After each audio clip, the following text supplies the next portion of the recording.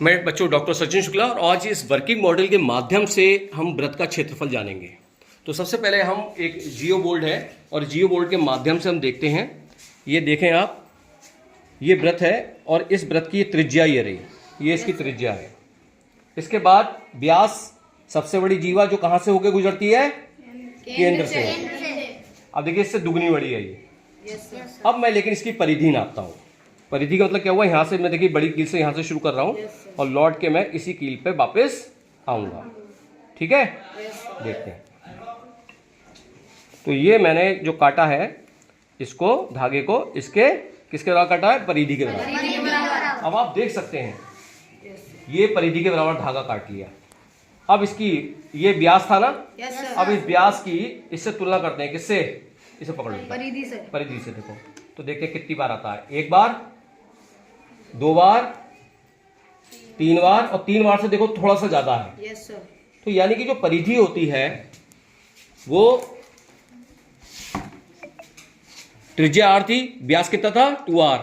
तो जो परिधि होती है वो 2r से 3.14 गुना होती है। Yes sir. और इस 3.14 को ही हम क्या कहते हैं, पाई। क्या कहते हैं, पाई।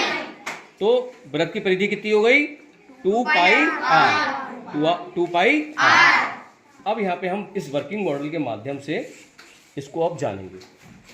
अब देखिए ये मैंने इसको, ये वृत्त है और इस वृत्त को हमने क्या करा, फोल्ड करके इसके हमने टुकड़े कर लिए। Yes sir.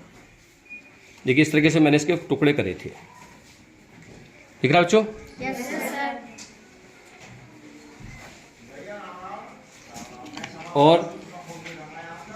और देखिए ये हमने इसके टुकड़े करे हैं, देखा है? Yes sir. कुछ भाग को हमने नारंगी रंग से रंग लिया और कुछ को हमने काले रंग से। अब हमने क्या करा, इन टुकड़ों को सजाया। कैसे सजाया, एक काला एक सफेद, यानी काले का मुंह इधर और सफेद, इसका नारंगी का रंग ऐसे करके कर दिया शंकु के आकार का।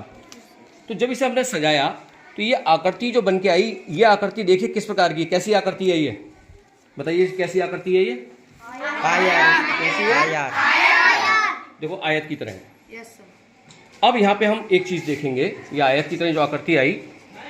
अब देखिए ये तो इसका क्या था, r, यानी इसकी चौड़ाई तो कितनी है, r। ये देख सकते हो आप, देखो ये r के बराबर। लेकिन अगर मैं इसकी लंबाई को देखूं तो देखिए इसकी पूरी परिधि कितनी होती है, 2 पाई r। और देखिए धागे में देख सकते हैं आप, अगर मैं इस धागे को देखो कहाँ तक घुमा रहा हूँ, खाली आधे गोले तक घुमा रहा हूँ। कहाँ तक घुमा रहा हूँ, आधे गोले तक। तो इसकी लंबाई कितनी हो जाएगी, पाई r। कितनी हो जाएगी, 2 पाई r की आधी पाई r। देखो अब मैं इसे घुमा रहा हूँ और इसकी देखिए जो आयत बन के आया था, इसकी लंबाई तो हो गई पाई r और चौड़ाई कितनी है, r। और आप जानते हैं आयत का क्षेत्रफल कितना होता है, लंबाई गुणा चौड़ाई। और ये जो आयत बना तो इस वृत्त से है, तो इस वृत्त हम लिख सकते हैं वृत्त का क्षेत्रफल कितना हो गया, लंबाई कितनी है पाई r और चौड़ाई कितनी है r। और पाई r की जब r से हमने गुणा करी तो पाई की जगह पाई और r गुणा आई यानी r स्क्वायर। तो वृत्त का क्षेत्रफल कितना हो गया, पाई r स्क्वायर।